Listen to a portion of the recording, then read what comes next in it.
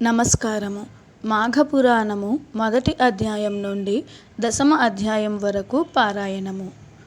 మాఘమాసం యొక్క విశిష్టత. మఘం అంటే యజ్ఞం.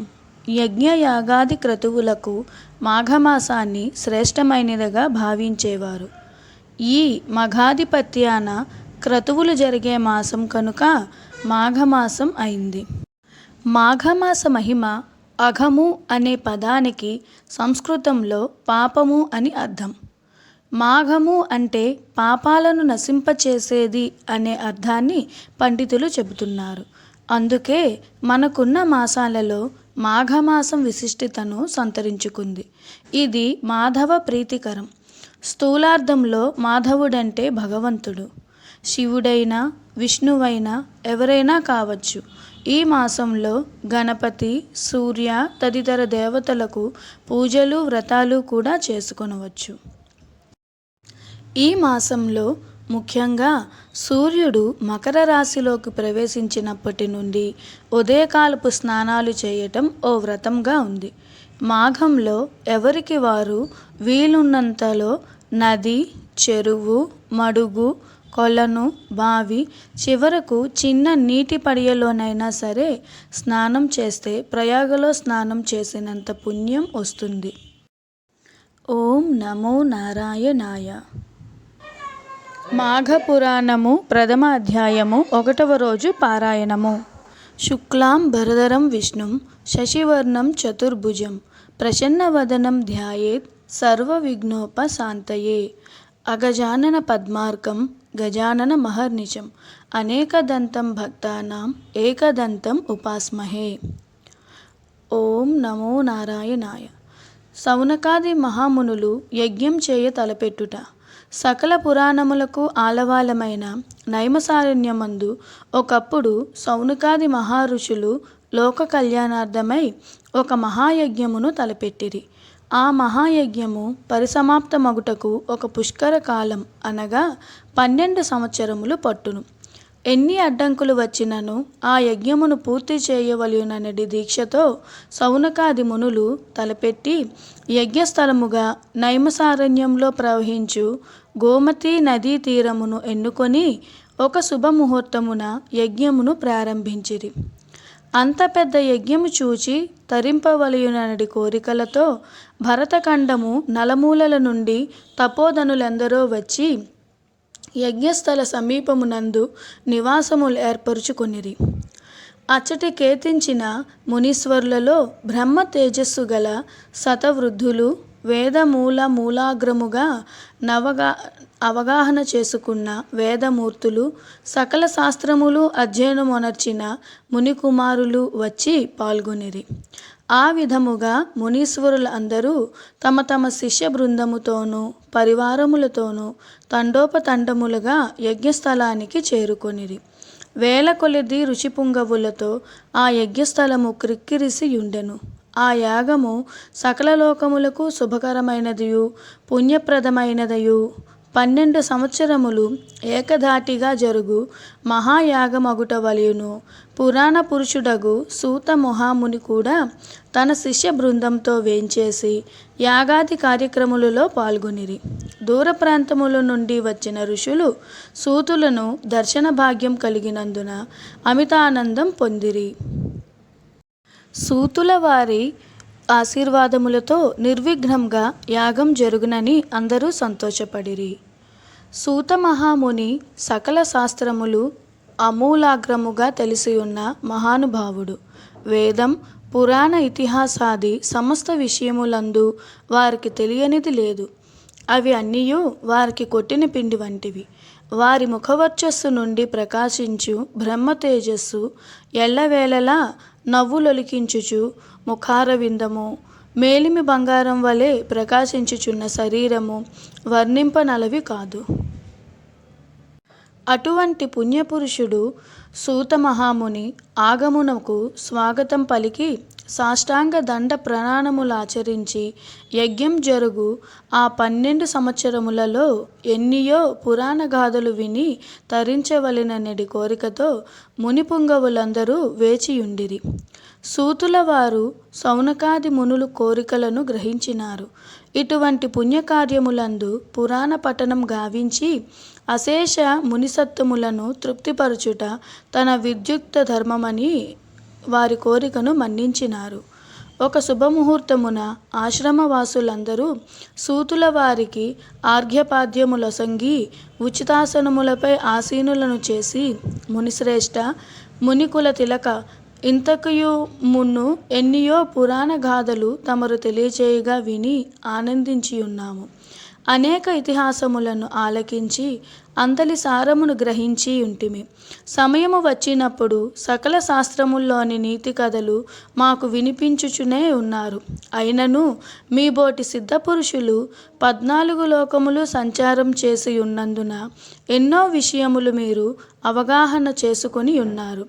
కాన వినదగు విషయాలేమైనా ఉన్న ఎడల విరామ కాలంలో మాకు వినిపించవలయునని సౌనకాది మునులు ప్రార్థించిరి.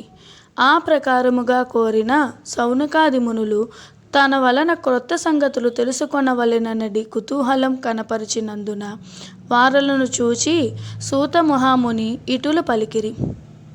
మునిపుంగవులారా, మీ మనోవాంఛను గ్రహించితిని. మీరు వినదగిన కథను నాకు తెలిసి ఉన్నంత వరకు విచారించి మీకు తృప్తి కలిగించెదను. ఇటువంటి మహాసమయమున పుణ్యకథలు చెప్పుట వలన నాకును వినుట వలన మీకును పరమార్థం కలుగునని పలికెను.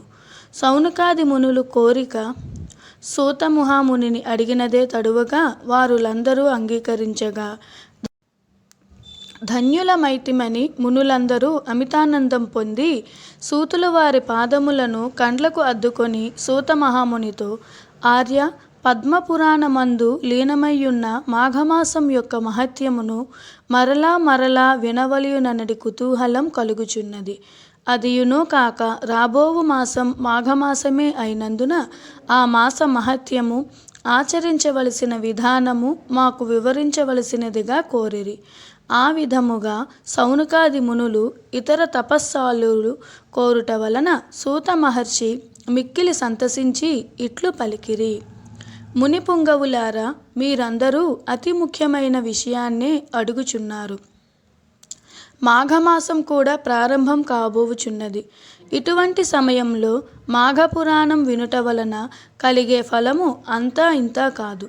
అదియును కాక ఈ మహాయజ్ఞం జరుగుచున్న సమయములో మాఘమాసం యొక్క మహత్యం మీకు వివరించవలసిన భాగ్యం కలిగినందులకు నేను అదృష్టవంతుడనే. కావున సావధాన మనస్కులై ఆలకింపుడు అని సూత మహర్షి ఇట్లు వివరించిరి. నేను నా తండ్రి శిష్యుడగు రోమ మహర్షిని శిష్యుడును. అతడు మహాతపస్వి, జ్ఞాని. నా తండ్రి వద్ద సకల శాస్త్రములు అభ్యసించెను. విష్ణువంశ సంభూతుడగు వేదం వ్యాస మహర్షికి ప్రియపాత్రుడను. వారి దయవలన నాకు కలిగిన జ్ఞానంతో మీలాంటి వారు అడిగిన ప్రశ్నలకు జవాబు చెప్పగల శక్తి సామర్థ్యములు కలిగిన వాడను అయితిని. నేను తెలియజేయుచున్న నీతి బోధలు సకల లోకములకు శుభములు కలుగును. మీరడిగినటులే పూర్వం దిలీప మహారాజుకు తన కులగురువైన వశిష్ఠ మహాముని మాఘమాస మహత్యమును వివరించినారు. ఆ విషయమునే నేను మీకు వివరించబోవుచున్నాను. మొదటి అధ్యాయము 1వ రోజు పారాయణము సమాప్తము. ఓం నమో నారాయణాయ నమః. మాఘపురాణము 2వ అధ్యాయము 2వ రోజు పారాయణము. దిలీప మహారాజు వేటకు బయలుదేరుట. దిలీపుడను మహారాజు అనేక యజ్ఞ యాగాది క్రతువులొనర్చిన గొప్ప పుణ్యాత్ముడు. అతడు తన రాజ్యమందలి ప్రజలను తండ్రివలే అన్ని విధములా కాపాడుచుండెను. ఒకనాడు ఆ భూపాలునకు వేట నిమిత్తం అడవికి పోవలెనన్నది కోరిక కలిగెను. మనసున కలిగిన కోరికను ఎట్టివారులకైనను నెరవేర్చుకొనుట సహజమే కదా. ఆ విధముగానే దిలీప మహారాజు వేటకు పోవ నిశ్చయించి వేటకు కావలసిన సమస్త వస్తువులను సిద్ధం చేసి వేట దుస్తులు ధరించి సైన్య సమేతుడై వెడలెను. దిలీపుడు వేటకు వెళ్ళిన అడవి క్రూర మృగములతో నిండి ఉన్నది.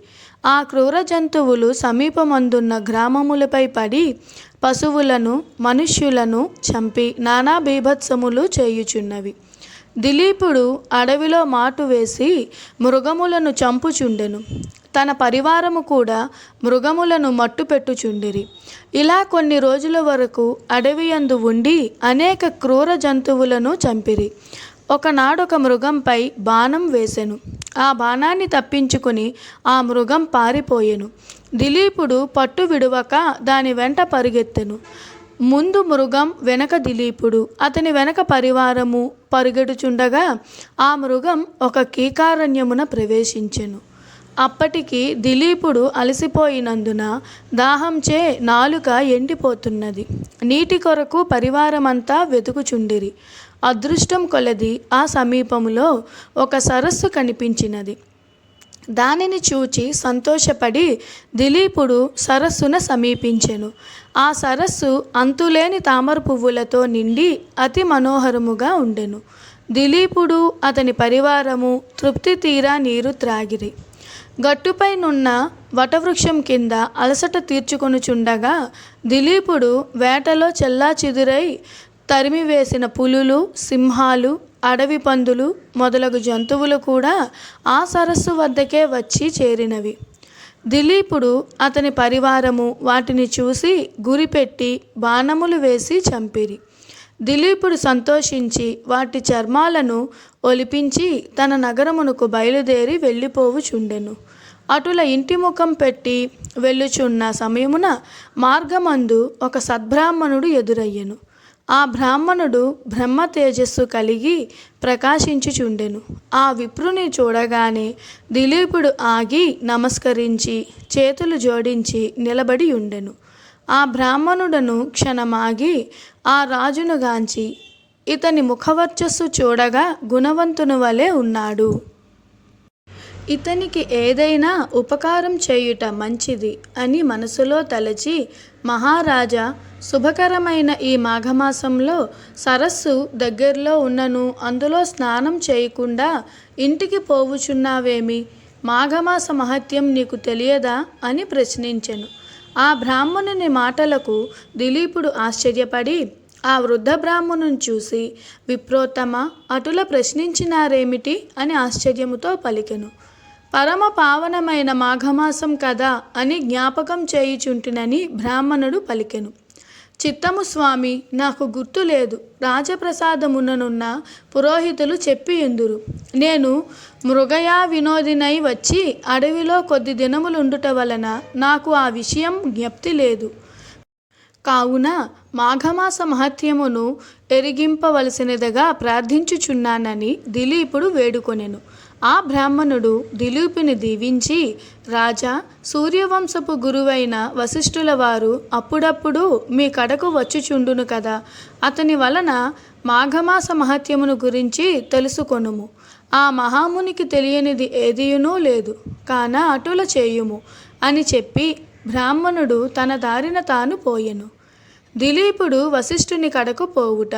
దిలీపుడు తన పరివారముతో నగరము చేరెను. పదే పదే బ్రాహ్మణుని మాటలు జ్ఞప్తికి తెచ్చుకొని ఎటులనో ఆ రాత్రి గడిపెను. మరునాడు ప్రాతకాలమున లేచి కాలకృత్యములు తీర్చుకొని మంచి ఉడుపులు సకలాభరణములు ధరించి మంత్రి సామంతాదులతో వశిష్ఠుల వారి దర్శనమునకై వారి ఆశ్రమునకు వెళ్ళెను. ఆ సమయములో వశిష్ఠుల వారు తపమాచరించుకొనుచున్నారు. శిష్యులు వేదపఠనం గావించుచున్నారు. దిలీపుడు ఆ దృశ్యమును చూసి వారికి తపోభంగం కలగనీయరాదని కొంత తడువు వేచియుండెను. దిలీప మహారాజుకు వశిష్ఠుల వారు గురుతుల్యులు. అందుచే గురుభక్తి మిక్కుటముగా ఉండును. మరికొంతసేపటికి వశిష్ఠుడు తపస్సు నుండి లేచి రాజును కుశల ప్రశ్నలు అడిగి ఉచితాసనముపై కూర్చుండబెట్టి వచ్చిన రాజును కారణమేమి అని అడిగెను.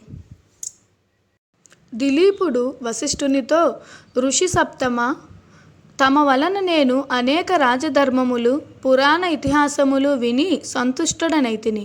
కానీ మాఘమాస మహత్యమును గాని దాని ధర్మములు కానీ తెలియనందున ఆ విషయములు తమ నుండి తెలుసుకొనగోరి తమ వద్దకు వచ్చి తిని. కాన పరమ పావనము మంగళప్రదము అయిన మాఘమాస మహత్యమును వివరించవలసినదిగా కోరుచున్నాను అని అనెను. అవును మహారాజా, నీవు కోరిన కోరిక సమంజసమైనదే. మాఘమాసం యొక్క మహత్యము ప్రతి ఒక్కరూ తెలుసుకొని తరించవలసిన ఆవశ్యకత ఎంతైనా కలదు. మాఘమాసం యొక్క మహత్యమును వర్ణింపడం నాకు కూడా శక్యము కాదు. ఇతర దినములలో చేయు క్రతువులు కానీ యాగములు కానీ ఇవ్వనంత ఫలము కేవలము మాఘమాసంలో చేయు నదీ స్నానము వలన గొప్ప ఫలము కలుగును. అటువంటి ఫలమునిచ్చు మాఘమాసము అన్ని విధముల శుభప్రదమైనది. కావున ఈ మాఘమాసము నందు చేయు నదీ స్నానము వలన మనుజుడు పుణ్యాత్ముడు అగుచున్నాడు. అంతే కాదు, మాఘము అన్ని విధాలా పుణ్యప్రదమైనది. అంతేకాక పుణ్యకార్యము వలన స్వర్గలోక ప్రాప్తి తాత్కాలికముగా కలుగును. కానీ మాఘమాసములో సంపాదించిన ఫలము వలన శాశ్వత స్వర్గలోక ప్రాప్తి కలుగును. ఇంతకన్నా మహత్తు కలది మరి ఒకటి లేదు. 2వ రోజు పారాయణము 2వ అధ్యాయము సమాప్తము. ఓం నమో నారాయణాయ నమః. మాఘ పురాణము 3వ అధ్యాయము 3వ రోజు పారాయణము. వింధ్యా పర్వతము. దిలీపుని మాటలకు వశిష్ఠుడు మరలా ఇట్లు చెప్పదొడంగెను. భూపాల, నేను తెలుపబోవు విషయము చాలా పురాతనమైనది. ఒకానొక సమయమున వింధ్య హిమాలయ పర్వతాల మధ్యనున్న ప్రాంతమున కాటకం కలిగెను. ఆ కరువు అన్ని వర్ణముల వారిని పీడించినది. ప్రజలకు తిండి లేదు, త్రాగుటకు నీరు లేదు. అంటువ్యాధులు ప్రబలి జనులు పశువులు చాలా నష్టపడినవి. అందువలన యజ్ఞయాగాది కార్యములు కానీ దేవతా అర్చనలు కానీ చేయలేకపోయిరి.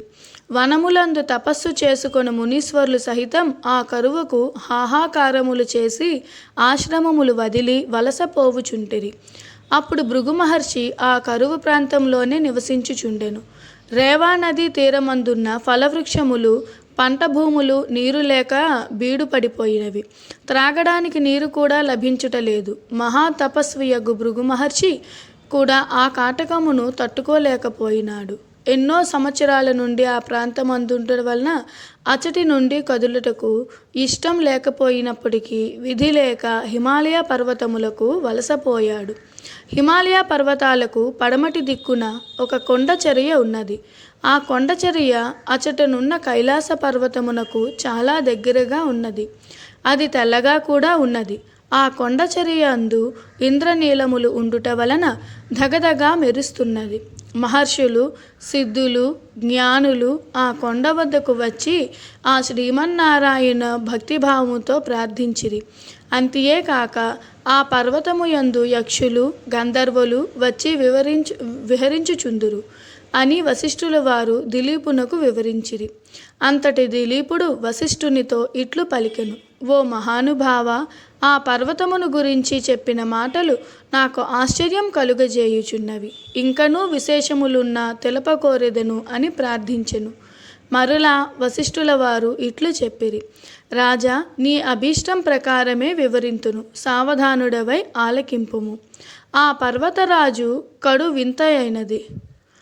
దానిపైనున్న వింత చెట్లు, పురాతన వన్యమృగములు, అనేక రకముల పక్షులతో ఉన్న ఆ అప్రవటం 30 యోజనముల పొడవు కలిగి 10 యోజనముల ఎత్తు కలది అయి అలవారుచుండెను.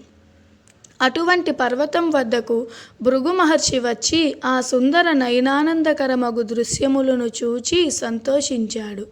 తాను తపస్సు చేసుకున్నటకు అదే మంచి అనుకూలమైన స్థలమని నిర్ణయించి ఆశ్రమం కట్టుకుని తపస్సు చేసుకొనుచుండెను. అట్లా కొంతకాలం గడిచిపోయెను.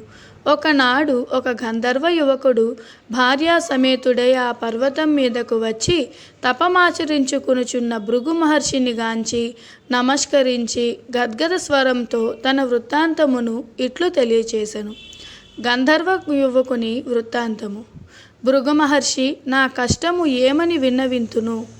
నేను పూర్వజన్మలో చేసిన పుణ్యఫలం వలన నాకు స్వర్గం ప్రాప్తించినను పులిమొగం నాకు కలిగినది. ఏ కారణంచే నాకు అటులు కలిగినో బోధపడుకున్నది. ఆమె నా భార్య, అతి రూపవతి, గుణవంతురాలు, మహాసాధ్వి. ఈ నా వికృత రూపం వలన ఎందుకు పనికిరాని వాడనైతిని. కాన ఈ రూపమునకు కారణమేమియో వివరించి నా మనోబాధను తొలగింపజేయుడు అని పరిపరి విధముల ప్రార్థించెను. భృగు మహర్షి గంధర్వుని దీనాలాపము ఆలకించెను. అతని వృత్తాంతం వినగానే ముని హృదయం కలిసివేసినట్లయింది. ఆ గంధర్వునికి ఎటులైనను తన శక్తి కొలది సాయం చేయవలెనని నిశ్చయించుకొని ఇట్లనెను: ఓయి గంధర్వ కుమార, నీవు అదృష్టహీనుడవు. అదృష్టహీనత వలననే నీకు కష్టదశ కలిగింది. పాపం, పేదరికం, దురదృష్టం అను మూడును మనుజుని కృంగదీయును. ఈ మూడుంటిని నివృత్తి చేసుకొనవలెనన్న మాఘమాస స్నానమే పరమ ఔషధము. అన్ని జాతుల వారును ఆచరించవలసిన పరమ పావనమైన మార్గం కావున నీవు నీ భార్యతో కూడా పర్వతం నుండి ప్రవహించుచున్న నదిలో స్నానం చేయుము. అదియును కాక ఇది మాఘమాసం కదా, వెళ్ళబోయిన తీర్థం ఎదురైనట్లు అన్నియూ సమకూడుతున్నవి. ఈ రోజుతో నీ కష్టములు తొలగిపోవును, నీ మనోవాంఛ ఊడెరును. భయపడకమని మాఘస్నాన ఫలము గురించి వివరించెను. ఆ గంధర్వుడు భృగుమహర్షి ఉపదేశమును శ్రద్ధగా వినెను. తన భార్య కూడా మునీశ్వరుని వచనములు ఆలకించి సంతోషించెను. ఆ మహర్షి చెప్పిన విధముగా గంధర్వుడు భార్యా సమేతుడై ఆ దాపుననే ప్రవహించుచున్న నదిలో స్నానం చేసెను. వెంటనే తనకున్న పెద్దములి ముఖం పోయి తేజోవంతమైన సుందరమైన ముఖముతో ప్రకాశించెను. ఆ గాంధర్వ దంపతులు అమితానందం పొందిరి.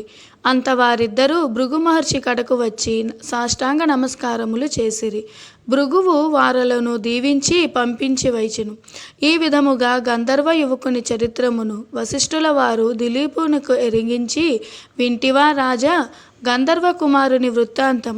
మాఘమాసములో పుణ్యనదుల యందు స్నానం ఆచరించిన ఎడల ఎట్టి ఫలం కలుగునో ఊహించుకొనుము. తృతీయ అధ్యాయము 3వ రోజు పారాయణము సమాప్తము. ఓం నమో నారాయణాయ నమః. మాఘపురాణము చతుర్థ అధ్యాయము 4వ రోజు పారాయణము. కుత్సురుని వృత్తాంతము. పులిముఖం గల గంధర్వుని వృత్తాంతమును దిలీపునకు వివరించిన తరువాత మాఘమాస మహత్యం గురించి వశిష్ఠుడు తిరిగి ఇట్లు చెప్పుచుండెను. పూర్వకాలమున కుత్సురుడను పేరు గల విప్రుడొకడు ఉండెను. అతడు కర్దమ ముని యొక్క కుమార్తెను వివాహమాడెను. కొంతకాలమునకు ఆ దంపతులకు ఒక కుమారుడు జన్మించెను. కుమారునికి 5వ ఏడు రాగానే ఉపనయనం చేసెను. ఆ బాలుడు దినదినాభివృద్ధి పొందుచు పెద్దలను గౌరవించటం, విద్యాభ్యాసమును ఎట శ్రద్ధ చూపుట, నీతి నియమాలను పాటించుట, దైవ కార్యములు యందు భక్తి కలిగియుండుట మొదలగు కార్యములను నెరవేర్చుచు సకల శాస్త్రములను అభ్యసించెను. ఈ విధముగా కొంతకాలం గడిచెను. ఆ బ్రాహ్మణ బాలునకు యుక్త వయస్సు వచ్చెను. అతనికి దేశాటనకు పోవలయునను కోర్కె కలిగి తీర్థయాత్రలకు బయలుదేరెను. అనేక పుణ్యక్షేత్రములు దర్శించుచు సిద్ధులను సేవించుచు మాఘమాసం వచ్చినప్పటికీ కావేరీ నదీ తీరమునకు చేరుకున్నాడు. ఆ పుణ్యఫలం కొలది ఈ మాఘమాసంలో నాకు కావేరీ స్నానయోగం లభించినది. ఇది నా భాగ్యం అని ఆ విప్రయువకుడు అనుకొని సంతృప్తి చెందెను. మాఘమాసమంతయు ఇచ్చటనే ఉండి అధిక ఫలమును సంపాదించెదను అని మనసున నిశ్చయించుకొని ఒక ఆశ్రమాన్ని నిర్మించుకుని నిత్యము ఆ నదిలో స్నానం చేయుచు భక్తితో భగవంతుని సేవిస్తూ అచటనే కాలం గడుపుచుండెను. ఆ విధముగా నదీ తీరమున 3 సంవత్సరములు ఉండి అత్యధిక పుణ్యఫలము సంపాదించెను. ఆ తరువాత అన్ని కోర్కెలను సంపాదించుటకు ఘోర తపమాచరించవలయునని తలంచి ఆ సమీపమందొక పర్వతముపై తపస్సు చేసుకొన సంకల్పించి తపస్సు చేయ మొదలెడెను. అట్లు కొంతకాలము నిష్ఠతోనూ నిశ్చల మనస్సుతోనూ తపస్సు చేయుచుండెను. అతని దీక్షకు శ్రీమన్నారాయణుడు సంతోషించి ప్రత్యక్షమయ్యెను. ఆ విప్ర యువకుడు కన్నులు తెరచి చూచుసరికి శంఖ చక్ర గదాధరుడై కోటి సూర్యుల ప్రకాశముతో ఉన్న శ్రీహరి నిండు విగ్రహాన్ని చూశాడు. అమితానందంతో సాష్టాంగ నమస్కారం చేసి చేతులు జోడించి అనేక రీతుల స్తోత్రం చేశాడు. ఈ విధముగా స్తుతించిన ఆ బ్రాహ్మణ యువకుని భక్తిభావమునకు శ్రీహరి సంతసమునంది అతనిని ఆశీర్వదించి ఇట్లు పలికెను: ఓ విప్రకుమార, నీవు భక్తిభావముచే నన్ను ప్రసన్నుని చేసుకొనిటివి. అది ఎటులనగా, నీవు నిడవకుండా అనేక పర్యాయములు మాఘమాసములో నదీ స్నానం చేసి తపస్సాలురు కూడా పొందని మాఘమాస పుణ్యఫలమును సంపాదించితివి. అందుచేతనే నీపై నాకు గాఢ అనురాగము కలిగినది.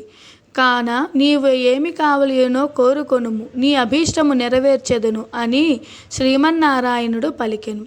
శ్రీహరి పలికిన పలుకులకు ఆ బ్రాహ్మణుడు తన్మయుడై, ప్రభు, జగద్రక్షక, సర్వాంతర్యామి, ఆపద్బాంధవ, నారాయణ, ఆ దివ్య దర్శనము వలన నా జన్మ తరించినది. నిన్ను చూచినది మొదలు నేను ఏ విధమైన సుఖాలు కోరుటకు నా మనస్సు అంగీకరించటం లేదు. మనుజుడు ఏ మహాభాగ్యం కొరకు జీవితాంతం వరకు దీక్ష వహించునో అట్టి మహద్భాగ్యం నాకిప్పుడు కలుగగా మరొక కోరిక కోరగలనా? నాకు ఇంకేమీయునూ అవసరము లేదు. కానీ మీ దివ్య దర్శనం నాకు ఎటుల కనిపించున్నదో అటులనే అన్ని వేళలయందు ఈ స్థలమందు భక్తులకు దర్శనమిచ్చుచుండవలెను. అదియే నా కోరిక అని ప్రార్థించెను. ఆ శ్రీహరి ఆ విప్రకుమారునికి కోరికను మన్నించి, నీ అభీష్టం నెరవేర్చెదను కాక అని పలికి నాటి నుండి అచటనే ఉండిపోయెను. కొంతకాలమునకు తల్లిదండ్రులను చూచుటకై తన గ్రామమునకు వెళ్ళెను. చాలా దినములకు కుమారుడు వచ్చెనని వృద్ధులై ఉన్న తల్లిదండ్రులు మిక్కిలి సంతోషించి కుశల ప్రశ్నలు అడిగిరి. చతుర్థ అధ్యాయము 4వ రోజు పారాయణము సమాప్తము. ఓం నమో నారాయణాయ నమః. మాఘపురాణము పంచమ అధ్యాయము 5వ రోజు పారాయణము. మృగశృంగుని చరిత్ర. ఆ బ్రాహ్మణ యువకుడు కుత్సురుని కుమారుడు కనుక కౌత్సుడని పిలువబడుచున్నను. అతనిని మృగశృంగుడను పేరుతో పిలుచుచుండిరి. అది ఎటులనగా, అతడు కావేరీ నదీ తీరమున ఘోర తపస్సు చేసి ఉన్నాడు కదా. అప్పుడు అతను శిలవలే నిలబడి దీక్షతో తపస్సు చేసుకుని సమయంలో ఆ ప్రాంతమందు తిరగాడు మృగములు, జంతువులు తమ యొక్క శృంగములచే అతనిని గీకెడివి. అందుచేత అతనికి మృగశృంగుడు అని పేరు సార్థకమయ్యెను. వివాహమాడు కన్య గుణములు. మృగశృంగునకు యుక్త వయస్సు వచ్చి ఉండుటచే అతనికి వివాహం చేయవలెనని అతని తల్లిదండ్రులు నిశ్చయించిరి. ఆ విషయం మృగశృంగునితో చెప్పిరి. మృగశృంగుడు వారి మాటలు ఆలకించి ఇట్లు పలికెను: పూజ్యులగు తల్లిదండ్రులారా, నా వివాహ విషయమై మీరు తలపెట్టిన కార్యము వివరించితిరి. అయినను నా అభిప్రాయం కూడా ఆలకింపుడు. అన్ని ఆశ్రమాల కంటే గృహస్థాశ్రమము మంచిదని దైవజ్ఞులు నుడివిరి. అయినను అందరూ ఆ సుఖమును పొందలేకున్నారు. దానికి కారణం ఏమనగా, ప్రతి పురుషునకు తనకు అనుకూలవతియగు భార్య లభించినప్పుడే గృహస్థాశ్రమం యొక్క ఫలితం సిద్ధించును. దానికి ఉదాహరణముగా స్త్రీ ఎటులుండవలయుననగా, శ్లోకము: కార్యేషు దాసి, కరణేషు మంత్రి, భోజ్యేషు మాత, శయనేషు రంభ, రూపేచ లక్ష్మి, క్షమయా ధరిత్రి. ఇవి 6 ధర్మములు ఉండవలెనని స్త్రీని గురించి వర్ణించి ఉన్నారు.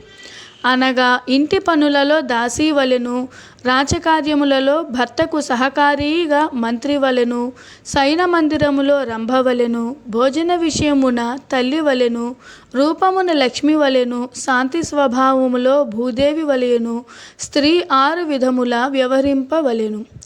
అంతియే కాక చతుర్విధ పురుషార్థములైన ధర్మము, అర్థము, కామము, మోక్షము అని 4 పురుషార్థములలో మోక్షం ప్రధానమైనది.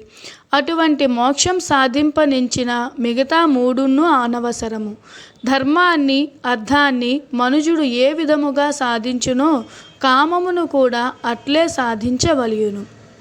ప్రతి మానవుడు వివాహం చేసుకునే ముందు కన్య యొక్క గుణగుణములు తెలుసుకొనవలయును. జీవిత సుఖములలో భార్య ప్రధానమైనది కనుక గుణవంతురాలగు భార్యను పొందుట కన్నా మరొక స్వర్గం లేదు.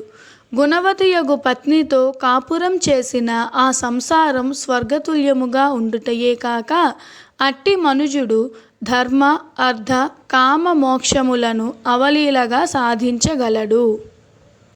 భార్య గయ్యాలి వినయ విధేయతలు లేనిదై ఉన్నచో ఆ భర్త నరకమును బోలిన కష్టములు అనుభవించుచు మరలా నరక కూపమునకే పోగలడు.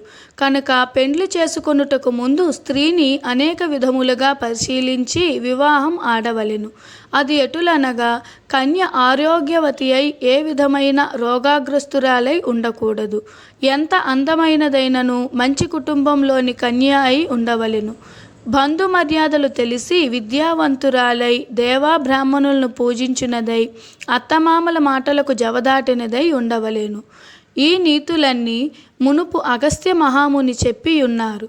కావున అటువంటి గుణవంతురాలకు కన్యనే ఎంచుకొనవలయును. అయినా అది ఎటుల సాధ్యపడును అని మృగశృంగుడు తల్లిదండ్రులతో తన మనస్సులోనున్న సంశయములను తెలియచేసెను. కుమారుని మాటలకు తండ్రి సంతోషించి మరలా ఇట్లు పలికెను. కుమారా, నీ మాటలు నాకు ఎంతయో సంతోషమును కలిగించినవి. వయస్సులో చిన్నవాడవైనను మంచి నీతులు నేర్చుకున్నావు. నీ అభీష్టం నెరవేరునన్న నా దీవెన దయాళుడగు శ్రీమన్నారాయణుడే తీర్చగలడు. భగవంతునిపై భారం వేయుము అని పలికెను. పంచమ అధ్యాయము 5వ రోజు పారాయణము సమాప్తము. ఓం నమో నారాయణ. మాఘపురాణము 6వ అధ్యాయము 6వ రోజు పారాయణము. సుశీల చరిత్ర. భోగాపురమును నగరములో సదాచారుడు దైవభక్తుడగు ఒక బ్రాహ్మణోత్తముడు నివసించుచుండెను. అతనికి అందాల భరిణ వంటి ఒక కుమార్తె కలదు. ఆ కన్య పేరు సుశీల. మంచి శీలం కలది, మంచి బుద్ధిమంతురాలు, చిన్నతనం నుండి దైవభక్తి కలదై ఎల్లప్పుడూ ఏదో ఒక వ్రతమును స్వీకరించుచు పురాణ పఠనమునందే సదా మనస్సు నిలిపి కాలం గడుపుచు యుక్త వయస్కురాలై పున్నమి చంద్రుని బోలు మోము కలదై ఉండెను. ఆమె గుణములు తెలుసుకుని ఆమె వద్ద అన్ని లక్షణములు ఉండుట వల్ల మృగశృంగుడు సుశీలనే పెండ్లియాడదలిచాడు. ఒకనాడు సుశీల తన 2 స్నేహితురాండ్రతో కలిసి కావేరీ నదికి స్నానమునకు బయలుదేరి వెళ్ళినది. ఆ సమయమున ఒక ఏనుగు అడవి నుండి ఘీంకారం పెట్టుచూ వచ్చి స్నానార్థమై వచ్చిన ఆ 3 కన్యలను తరుముజొచ్చెను. వారు భయపడి ఏ దిక్కు కానక ముందు వెనుకలు చూడక పిక్కబొలం కలది పరుగిడబోవుచుండగా దారిలో గట్టులేని నూతిలో పడి ప్రాణములు విడిచిరి. ఆ సంగతి వారి తల్లిదండ్రులకు తెలిసి వచ్చి చూచుసరికి 3 చనిపోయి ఉన్నారు. ఆ వార్త మృగశృంగునకు తెలియుటచే అతడును వచ్చి ఆ 3 మృతదేహములను చూశాడు. ఎక్కడలేని దుఃఖము కలిగినది. వారిని ఎటులైనను బ్రతికించవలయునని సంకల్పించి వారి తల్లిదండ్రులతో తమ బిడ్డల మృతదేహములను కాపాడుచుండునని చెప్పి తాను సమీపమునున్న కావేరీ నదిలో రొమ్ము వరకు దిగి ధ్యానం చేయసాగెను. అంతలో అడవి అంతా గర్జించుకుంటూ తిరిగి ఆ ఏనుగు నీటిలో దిగి తపస్సు చేసుకుంటున్న మృగశృంగుని వద్దకు వచ్చినది. అయినను మృగశృంగుడు చలించలేదు. నిర్భయముగా ధ్యానిస్తూనే ఉన్నాడు. ఏనుగు కూడా మృగశృంగునికెదురుగా నిలబడి దీక్షగా చూడసాగింది. అటుల కొంచెం సేపు నిలబడి తటాలున తన తొండముతో మృగశృంగుని పట్టుకుని తన వీపుపైకెక్కించుకున్నది. అయినను ఆ బ్రాహ్మణ కుమారుడు భయపడక ఇది అంతయు శుభసూచకమని తలచినాడు. నీరు మంత్రించి ఏనుగుపై చెల్లెను. తన 2 చేతులతో దాని శరీరాన్ని నిమిరాడు. క్షణంలో ఆ ఏనుగు తన రూపం వదిలి ఒక దేవతా రూపంలో నిలబడి తనకి శాప విమోచం కలిగించిన ఆ మృగశృంగునకు నమస్కరించి దేవలోకమునకు వెళ్ళిపోయెను. వింటివా దిలీప మహారాజా, మాఘస్నాన ఫలము వలన ఏనుగుకు శాప విమోచనమై ఎట్లు నిజరూపం వచ్చినదో మిగిలిన వృత్తాంతం కూడా శ్రద్ధగా ఆలకింపుడు. 6వ అధ్యాయము 6వ రోజు పారాయణము సమాప్తము. ఓం నమో నారాయణాయ. మాఘపురాణము 7వ అధ్యాయము 7వ రోజు పారాయణము. మృగశృంగుడు యమున గూర్చి వ్రతం ఆచరించుట.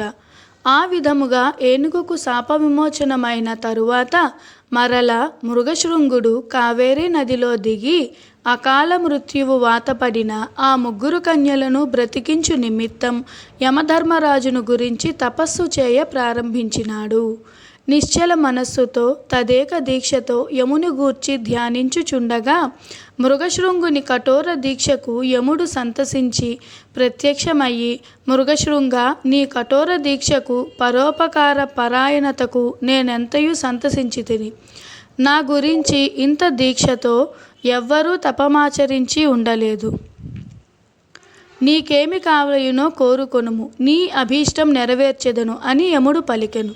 ఆ పలుకులు విని మృగశృంగుడు కన్నులు తెరచి చూడగా యముడు తన ఎదుట నిలబడి ఉన్నాడు.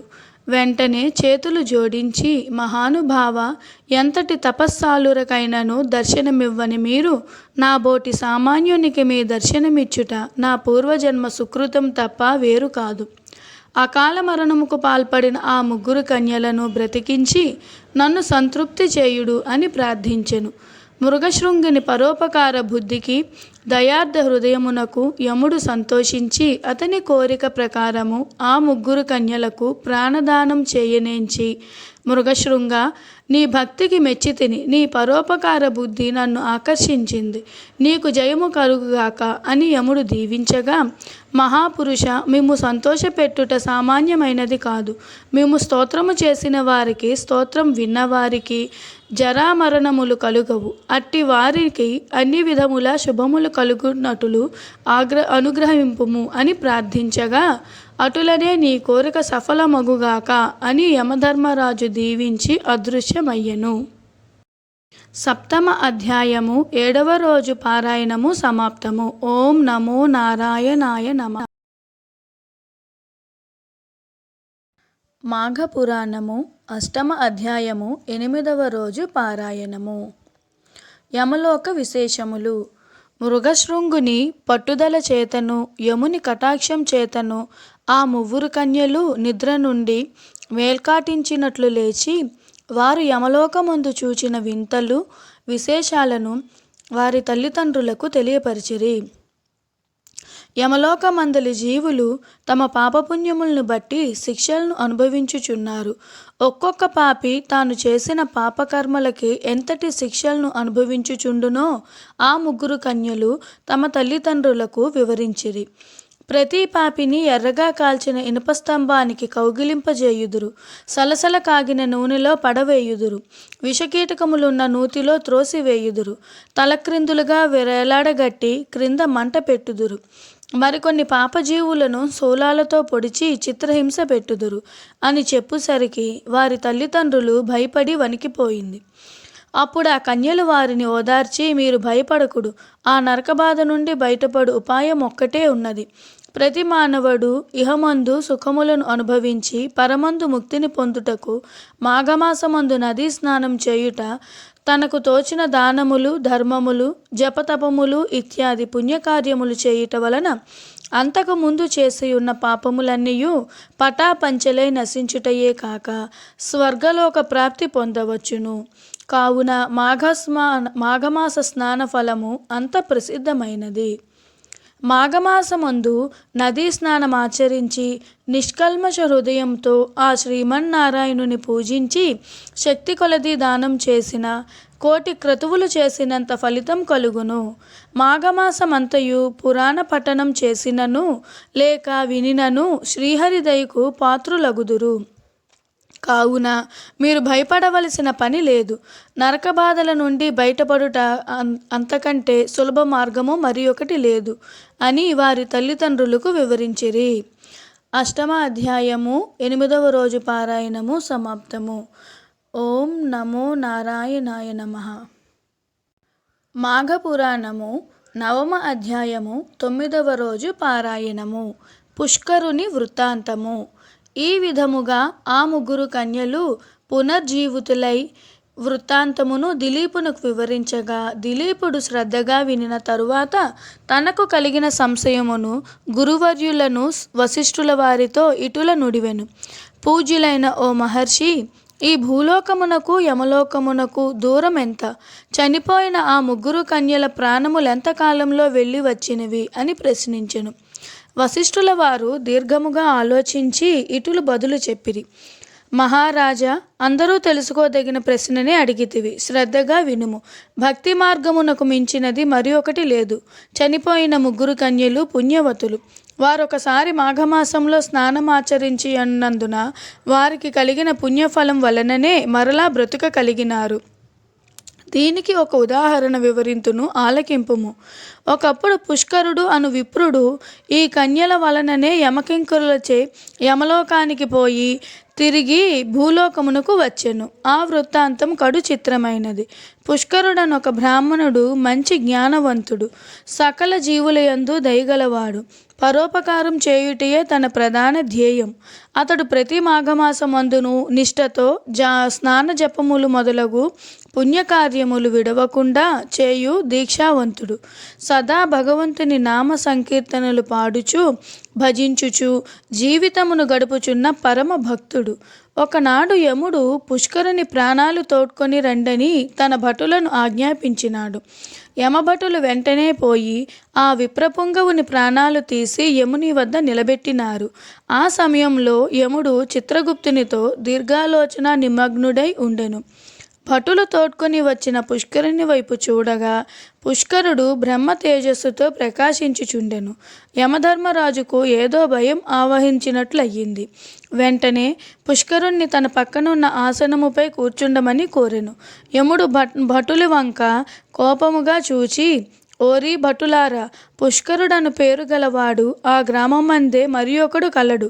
వానిని తీసుకురాకుండా ఈ ఉత్తముని ఏల తీసుకువచ్చితిరి అని గర్జించుసరికి గడగడా వణికిపోయిరి. యమధర్మరాజు పుష్కరుని వైపు చూసి నమస్కరించి జరిగిన పొరపాటుకు క్షమించమని కోరి భూలోకమునకు వెళ్ళుడు అని చెప్పెను. జరిగిన పొరపాటునకు పుష్కరుడు కూడా విచారించి, సరే, వచ్చిన వాడును ఈ యమలోకమును కూడా చూచిపోవుదును అని అనగా యమలోకమును చూచుటకు పుష్కరునికి అనుమతించెను. పుష్కరుడు ఒక్కొక్క దిశకు పోయి నరులు పడుచున్న నరక బాధలను చూడసాగెను. జీవులు వారు చేసుకున్న పనులను బట్టి అనేక విధముల శిక్షలను అనుభవించుట పుష్కరుడు కనులారా గాంచెను. అతనికి అమితమగు భయం కలిగెను. తన భయం పోవుటకు హరినామస్మరణ బిగ్గరగా చేయసాగెను. వారి నామస్మరణ విన్న ఆ పాపజీవులు తమ తమ పాపములను పోగొట్టుకొనుచుండిరి. వారి శిక్షలు ఆపు చేయడమైనది. యమలోకమంతయు చూచిన తరువాత పుష్కరుడు తిరిగి భూలోకమునకు వచ్చెను. పాపులు అనుభవించుచున్న నరకబాధలను చూచి వచ్చినందున పుష్కరుడు మరింత జ్ఞానంతో దేవుని స్మరించుచుండెను. ఈ ప్రకారముగా కొంతమంది పుణ్యాత్ములు యమలోకమునకు వెళ్ళి తిరిగి వచ్చిన వారున్నారు. ఇది నిజము. మున్ను శ్రీరామచంద్రుడు పరిపాలించు సమయమున ఒక విప్రకుమారుడు చనిపోయినాడు. ఆ వార్త విని రామచంద్రుడు యముణ్ణి ప్రార్థించగా యముడు ఆ బ్రాహ్మణ బాలుని తిరిగి బ్రతికించినాడు.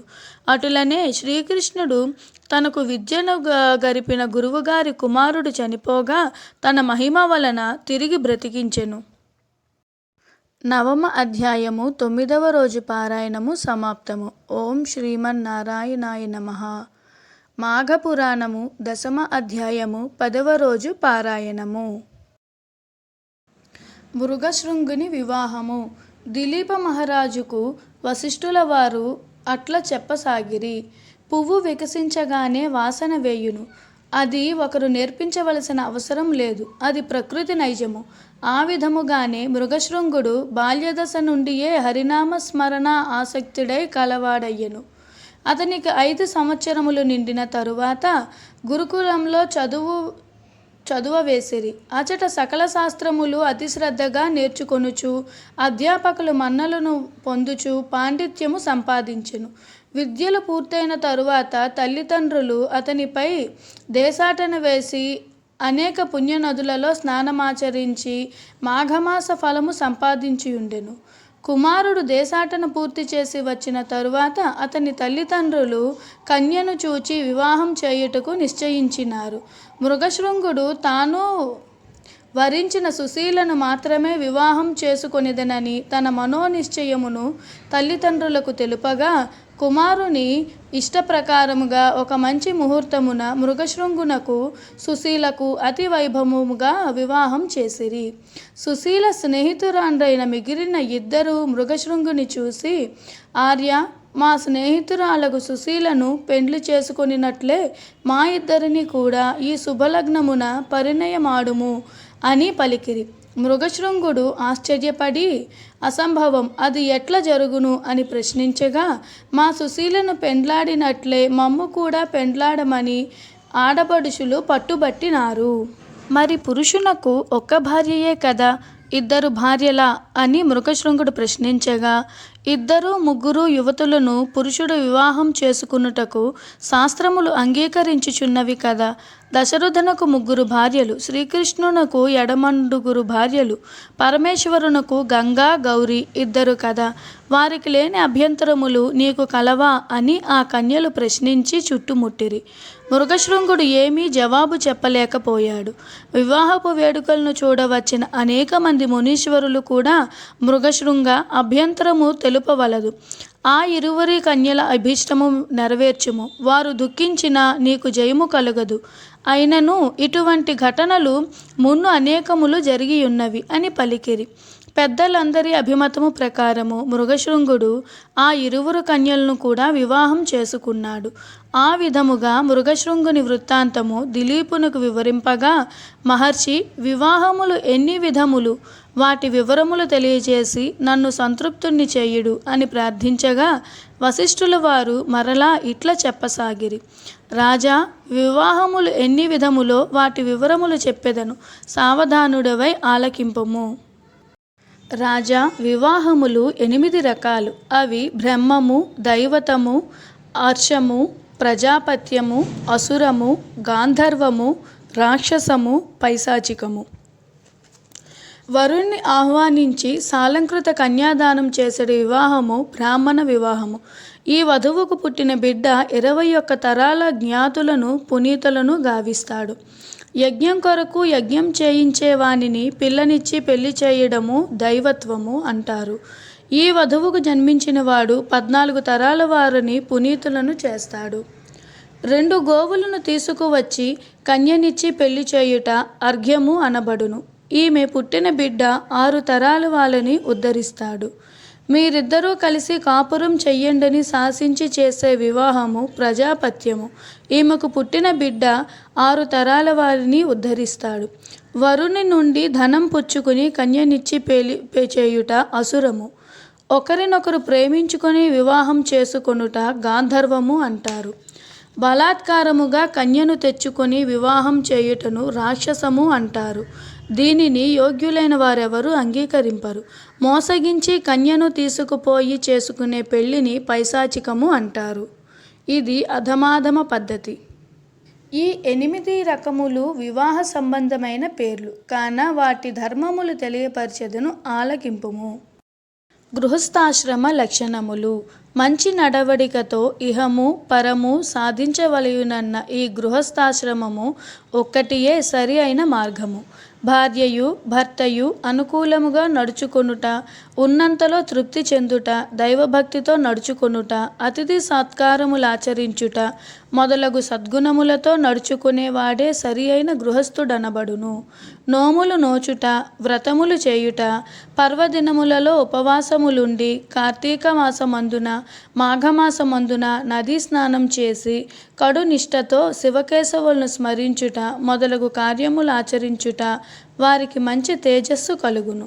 ప్రాతకాలమున నిద్ర నుండి లేచినప్పుడు భగవంతుని స్మరించుకొని లేచి కాలకృత్యములు తీర్చుకొని స్నానం చేసి నిష్ఠతో భగవంతుని పూజించవలయును. కార్తీక మాసమందు, మాఘమాసమందు, వైశాఖ మాసమందు తన శక్తి కొలది దాన ధర్మములు చేసినచో గొప్ప ఫలం కలుగును. కావున ప్రతి మనుజుడు ఇహసుఖములకే కాక పరలోకమును గురించి కూడా ఆలోచించవలయును. పతివ్రత లక్షణములు. పురుషుడు తనకు సద్గతి కలిగే నిమిత్తమనేక ఘనకార్యములు చేసినా కానీ మంచి ఫలము పొందలేకపోవుచున్నాడు. అటులనే ప్రతి స్త్రీ తన భర్తను దైవంగా భావించి మనసారా ఆరాధించవలెను. తన భర్త యొక్క మంచి గుణములనే స్వీకరించవలయును, కానీ అందాన్ని ఆకారాన్ని చూసి మోసపోకూడదు. అటులనే పురుషులను స్త్రీ యొక్క అందమునే చూడక శీలము గుణమును లెక్కించి ప్రేమతో ఆదరించవలెను. ఆ విధముగా స్త్రీ పురుషులిద్దరూ అన్యోన్యానురాగాలతో కాపురం చేసిన ఎడల ఆ సంసారం ఎంతో బాగుండును. ఉత్తమ స్త్రీ తన భర్తను ఏ విధముగా ప్రేమతో సేవించునో ఆ విధంగానే అత్తమామలను సేవ అతిథి సేవల యందు కూడా తగు భక్తి శ్రద్ధలతో చేసిన ఎడల అట్టి స్త్రీకి సద్గతి కలుగును. భార్య తన భర్త ఆలోచన యందు మంత్రి వలె సలహాలివ్వవలయును. పనిపాటల యందు సేవకురాలి వలె నడుచుకొనవలయును. భోజనం వడ్డించినప్పుడు తల్లి తన కుమారునకు ఎంత ఆప్యాయముగా భోజనం పెట్టునో ఆ విధముగా భర్తకు భోజనం వడ్డించవలయును. శయన మందిరమున వేశ్యవలె భర్తకు ఆనందం కలుగజేయవలయును. రూపంలో లక్ష్మిని పోలి ఉండవలెను. ఓర్పు వహించుటలో భూదేవిని పోలి ఉండవలెను. ఈ విధముగా ఏ స్త్రీ నడుచుకునునో ఆమెయే ఉత్తమ స్త్రీ అనబడును. స్త్రీ బహిష్టు అయిన 4 దినములు ఏ పనిని చెయ్యరాదు. అతిగా మాటలాడకూడదు. ఎవరిని ముట్టుకొనరాదు. ఆ 4 రోజులు విశ్రాంతి తీసుకొనవలెను. 4వ రోజున సూర్యోదయము కాకుండా తలంటి నీళ్లు పోసుకొని శుభ్రమైన ఉడుపులు ధరించి భర్త పాదములకు నమస్కరించి సూర్యభగవానునకు నమస్కరించి తరువాత తమ ఇష్టదేవతలను పూజించవలెను. ఎటువంటి సమయమునందైనను భర్త భుజించకుండా తాను భుజించకూడదు. ఇటువంటి లక్షణములు కలిగి ఉన్న ఆ 3 కన్యలను మృగశృంగుడు పెండ్లాడి ఆనందంతో కాలం గడుపుచుండెను. గృహస్థాశ్రమును ఆదరించుచుండెను. మృకండుని జననము. ఉత్తమ లక్షణములు గల స్త్రీలను పెండ్లాడి ఆ మృగశృంగుడు మిగులు ఆనందించెను. ఆ 3 పడతులతోనూ సంసారం చేయుచుండెను. అటుల కొంతకాలం జరిగినది. సుశీలయను భార్య గర్భం ధరించి ఒక శుభలగ్నమున కుమారుని కనెను. తను కన్న తన కుమారుడు అన్ని విద్యలందు గొప్ప ప్రవీణుడు కావలయునని ఆశ కలవాడై జాతకర్మలు జరిపించి కుమారునకు మృకండు అని నామకరణం చేశాడు. మృకండు దినదిన ప్రవర్ధమానుడై తల్లిదండ్రుల ఎడ బంధుజనుల ఎడ పెద్దల ఎడ భయభక్తులు కలిగి పెరుగుచుండెను. 5 ఏళ్ళు నిండినవి. మృగశృంగుడు మృకండునకు ఉపనయనం చేసి విద్యనభ్యసించుటకై గురుకులమునకు పంపించినాడు. గురుకులంలో గురువు చెప్పిన సకల శాస్త్రములు నేర్చుకొనుచు సకల లక్షణయుతుడై గురువు యొక్క మన్నలను పొందుచు యుక్త వయస్సు వచ్చు వరకు చదివి సకల శాస్త్రములు యందు ప్రావీణ్యతను సంపాదించెను. మృకండు విద్యను పూర్తి చేసుకొని తల్లిదండ్రుల కడకు వచ్చెను. మరికొంతకాలమునకు మరుద్వతి అను కన్యతో వివాహం చేసిరి. ఆనాటి నుండి మృకండు గృహస్థాశ్రమము స్వీకరించెను. మృగశృంగుని మిగిలిన 2 భార్యలకు కూడా పుత్రులు జన్మించినందున వారికి కూడా అన్ని విద్యలు నేర్పిరి. పెద్దవారులైన తరువాత వివాహములు చేసెను. తన కుటుంబమంతయు మాఘమాసములో స్నానములు జపములు దాన ధర్మములు మరింత నిష్ఠతో జరపవలసినదిగా ప్రోత్సహించెడివాడు. తామార్జించుకున్న మాఘమాస ఫల ప్రభావంచే సంసారమునందు ఏ ఇబ్బందియు లేకుండా ఉండుటయే కాక మృగశృంగునకు మనుమలు కూడా కలిగినందున మరింత ఆనందించి తన వంశవృక్షం సాకోపసాకాలగుచున్నదని సంతోషించుచు తనకింక ఏ ఆశలు లేనందున భగవత్ సాన్నిధ్యమునకు పోవలయునని సంకల్పించి తపస్సు చేసుకునుటకు అడవికి వెళ్ళి తన తపోబలముతో శ్రీ మహావిష్ణువును ప్రసన్నం చేసుకొని నారాయణ కృపకు పాత్రుడై వైకుంఠమునకు ఏగెను. విన్నావు కదా భూపాల.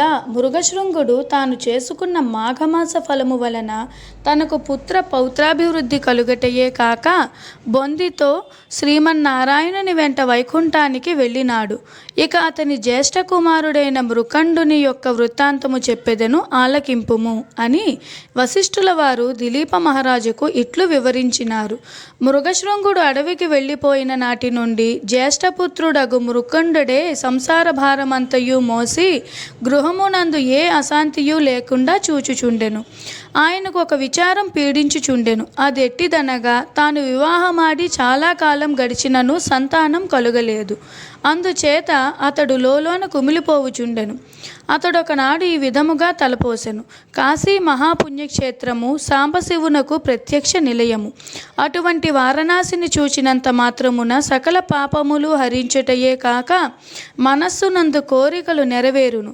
అనేక మంది కాశీ విశ్వనాథుని దర్శనం చేసుకొని వారి అభీష్టములను పొందగలిగిరి. కాన నేను కూడా నా కుటుంబ సమేతముగా వెళ్ళుదును అని మనసును నిశ్చయించుకొని ప్రయాణ సన్నద్ధుడై బయలుదేరెను. మార్గమధ్యమున అనేక క్రూర మృగముల బారి నుండి, క్రిమికీటకాల ప్రమాదం నుండి అతి కష్టం మీద తప్పించుకొని కుటుంబ సహితముగా కాశీక్షేత్రము వెళ్ళాడు. కాశీపట్టణమును ఆనుకొని పవిత్ర గంగా నది తన విశాల బాహువులను చాచి ప్రశాంతముగా ప్రవహించుచున్నది.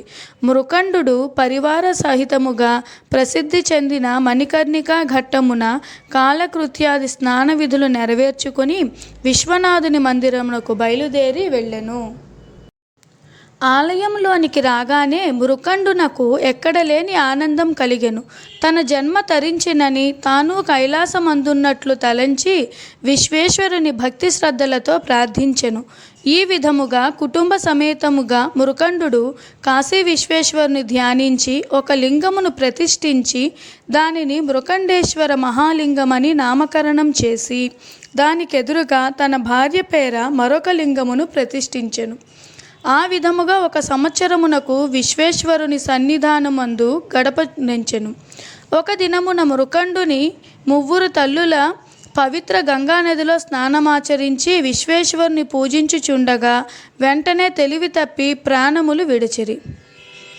మృకండు చాలా కాలం దుఃఖించెను. విధిని ఎవరూ తప్పించలేరు కదా. అయినా ఈశ్వరుని ధ్యానించుచు ప్రాణములను విడిచిరి. చనిపోయిన 3 తల్లులకు మృకండు యథావిధిగా దహన సంస్కారములు గావించి మాతృరుణమును తీర్చుకున్నాడు. మృకండునకు ఎంతకాలమునకు సంతానం కలుగునందున కాశీ క్షేత్రమునకు వచ్చినాడు కదా. సంతానం కొరకు భార్యా సమేతుడై విశ్వనాథుని కూర్చి తపస్సు చేసినాడు. అనేక దాన ధర్మములు చేసినాడు. అతని తపస్సుకు మెచ్చి పార్వతీ పరమేశ్వరులు ప్రత్యక్షమైరి. మృకుండునకు అతని భార్య మరుద్వతికి అమితానందం కలిగి పరమేశ్వరుని అనేక విధముల స్తుతించగా పరమేశ్వరుడు ఇట్లు పలికెను. మహాముని, మీ భక్తికి ఎంతయో సంతసించినారము. మీరు చేయు తపస్సు మమ్మెంతో ఆకర్షించినది. మీ నిష్కలంక భక్తికి మెచ్చి మీ కోర్కెలను తీర్చగా వచ్చిమారము. కావున మీ అభీష్టము నెరిగింపుడు అని పలికెను. అంత మృకండు నమస్కరించి, మహాదేవ, తల్లి అన్నపూర్ణ, ఇదే మా నమస్కృతులు. లోకరక్షక, మీ దయవలన నాకు సలక్షణవతి సౌందర్య సుకుమారవతియగు పత్ని లభించినందువలన నేను మేము ధ్యానించుచు ఆమెతో సంసార సుఖం అనుభవించుచున్నాను. కానీ ఎంతకాలమైనను మాకు సంతానం కలుగునందున కృంగి కృషించుచున్నాము. సంతానం లేని వారికి ఉత్తమ గతులు లేవు కదా.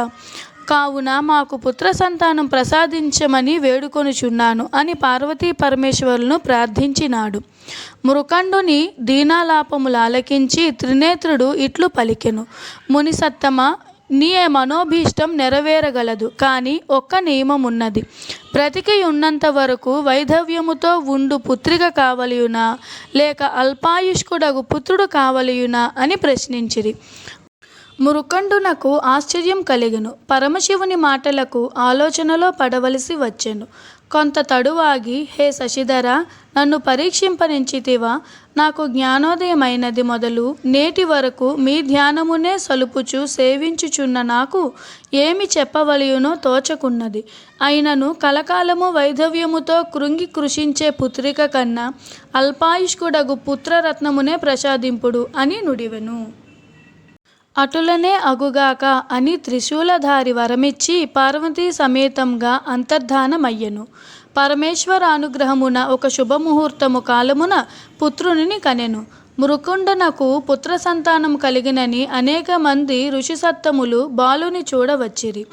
వ్యాస మహర్షి కూడా వచ్చి ఆ బిడ్డకు జాతకర్మ చేసి మార్కండేయుడని నామకరణం చేసి వెడలెను. ఓ దిలీప మహారాజా, పరమ పూజ్యుడును భాగవతోత్తముడును అగు మృకండు పరమేశ్వరుని మెప్పించి వారి దయకు పాత్రుడై సుపుత్రుణ్ణి బడిసెను. దశమ అధ్యాయము 10వ రోజు పారాయణము సమాప్తము. ఓం నమో నారాయణాయ నమః. ఇంతటితో మొదటి రోజు నుండి 10వ రోజు వరకు చేయవలసిన మాఘపురాణ పఠనము సంపూర్ణమైనది.